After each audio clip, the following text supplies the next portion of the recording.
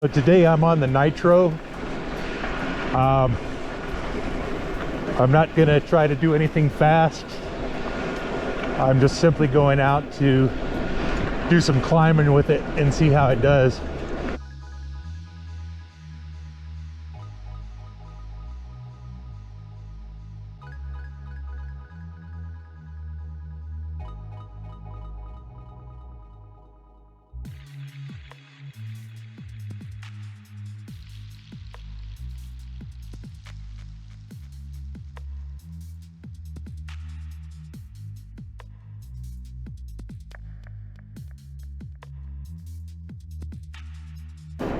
So right now, this bike is limited to 18 miles per hour. For some reason, it just won't go faster than that. The motor kicks out at 18 miles an hour. But that's okay for today's ride, because where I'm heading is really rocky and rugged, and I probably won't be doing 18 miles an hour anyway.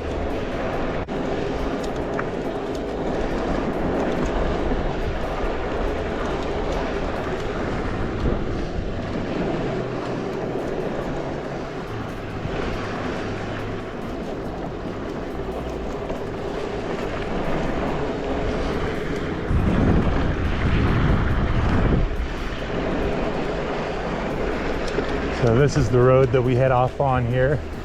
To the left, there's a lot of campsites up here and all.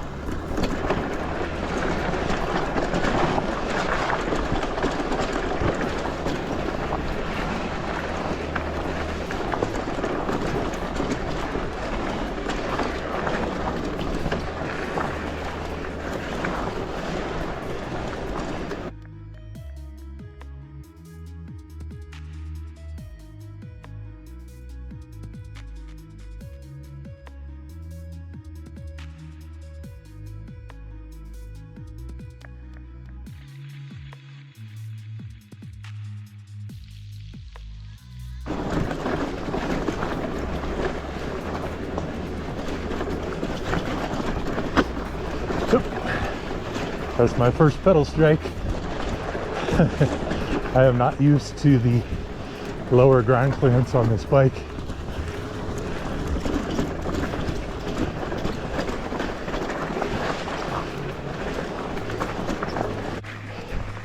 I gotta stop here for a second and show you this view. It's really something.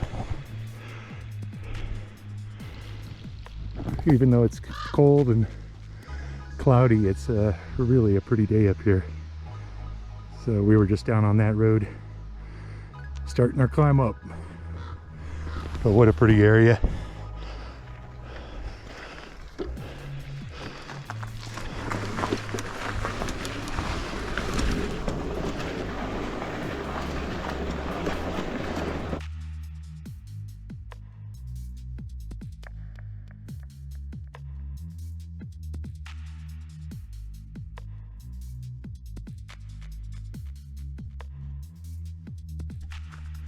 So I pulled over here to give a little view. Normally you can see a huge peak over here, but it's behind the clouds. That's actually the one we're going to. If you pan over this way, this is actually a really big peak here as well. And we came several miles back up this way, and quite a bit of climbing to get here. But a beautiful day. It is a Friday, so I wanted to get out here before all the traffic starts. You don't want to come out here on the weekends. There's just too many side-by-sides, four-wheelers and Jeeps. But during the week here, it's actually really nice, especially on a day like this, because the weather's kind of keeping people away. But it is a really nice day to be out riding. It's nice and cool. So I had someone ask me why I hadn't done any more Nitro videos for a couple of weeks. The reason is the speed controller on this bike is having an issue. I assume it's a speed controller. The very first time I turned it on, I got an error code. So this bike, since I've had it, has never done more than 18 miles an hour on pedal assist, and it maxes out at 18 miles an hour throttle as well. And it's supposed to do about 28 to 30. So obviously something's wrong there. I've been corresponding with Cyrusher, and we're trying to figure out the problem. The front rotor was bent when it came out of the crate. It had taken a hit in shipping, so Cyrusher sending me a new brake rotor, and I said to them as soon as I got the bike unboxed that this isn't an air fork like what is advertised, and so they're actually sending me the air fork that was probably originally spec'd for this bike. So when I get this new air fork in from them, I will install it and show everybody the way this bike is supposed to come to you. So, from 0 to 18 miles an hour, it functions perfectly normal. So on a ride like this, I'm not going out to go fast. I'm going to just do a bunch of climbing today and see how the bike does. That 18 mile an hour speed limit's going to be all right. Coming downhill, obviously I can go a lot faster than that, but I don't even use the pedal assist on the downhills. So what I'm trying to do today is conserve a whole bunch of battery on the way up, and we've got some pretty rocky, steep climbs at the top. Hopefully we can get to them. They normally close these trails up here sometime here in September, and so I may get all the way up here to the gate that heads up the pass and find out that they've closed the gate and it's not accessible anymore. So they like to close it early, just so that the people don't get up there in their Jeeps and get stuck in the snow and then they have to be rescued. And they open it late in the season. Normally doesn't open until about the middle of July.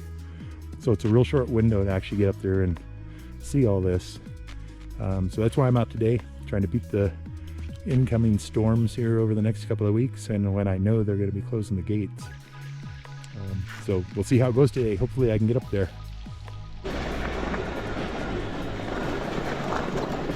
I think I hear an ATV up ahead. We'll see if we can catch him.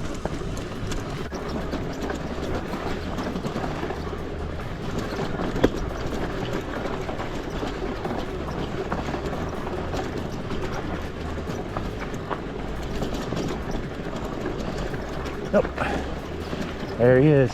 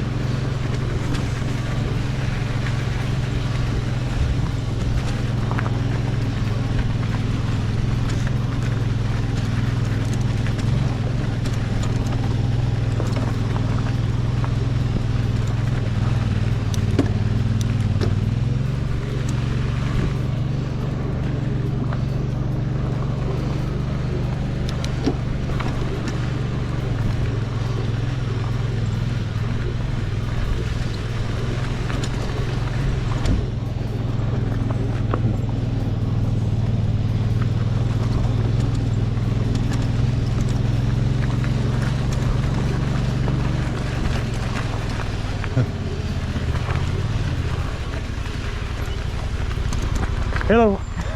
You're good. Thank you.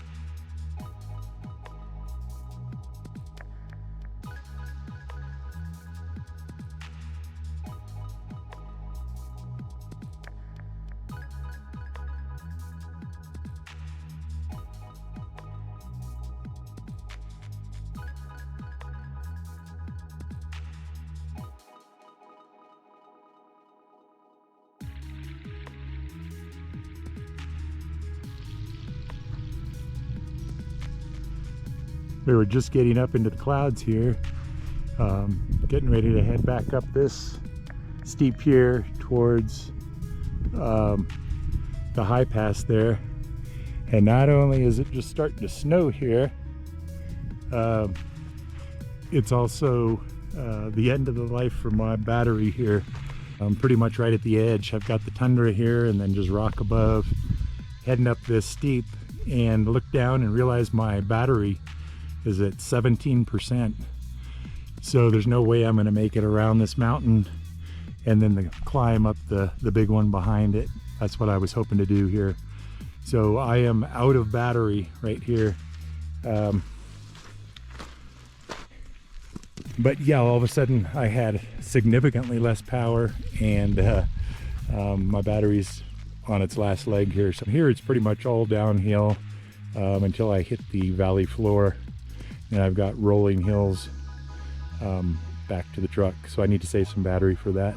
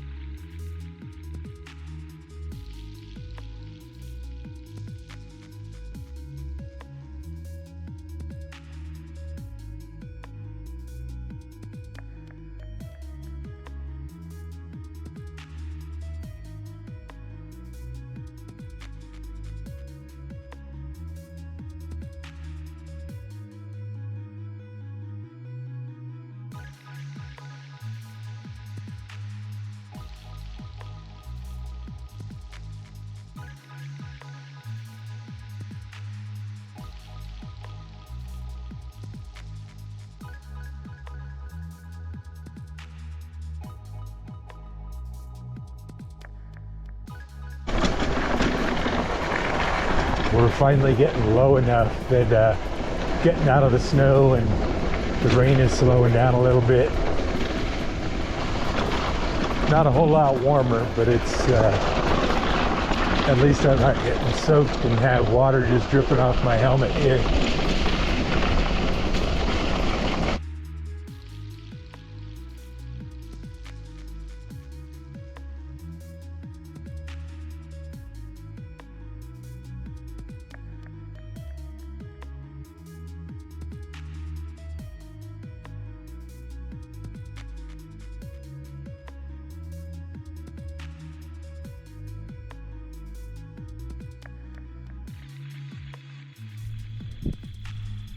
Okay, so it's the next day and I'm back from that really wet, muddy ride.